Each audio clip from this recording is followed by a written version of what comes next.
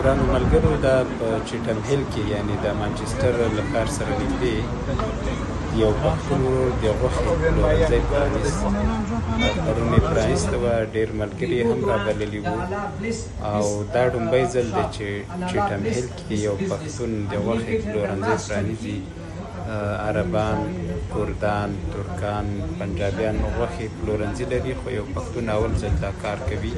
السلام علیکم مونږ زما نوم سرور دی. دا مکه حلال میټ مونږ کولاو کو په چټمیل روډ منچستر کې روزانه حلاله غوښه ایمانداري کام به ان شاء الله هر خدمت مونږ تابعدار. او دغه پلورنځي ادرس هم مکه میټ کله چې د دې چټم هیل عمومي چوک ته راسئ د ښار نه چپ لاس ته دا پلورنځی راځي. د ادرس ښودو لپاره یې ما دغه ویډیو هم وکړه. ګورئ دا عمومي چوک دی چټم هیل، بیا دې خوا چې راتاویږي عمومي جنرال سوپر سټور دی مانچسټر او هغه ته مخامخ همدغه زموږ او ستاسو د یو پښتون ورور د غوښې پلورنځی دی.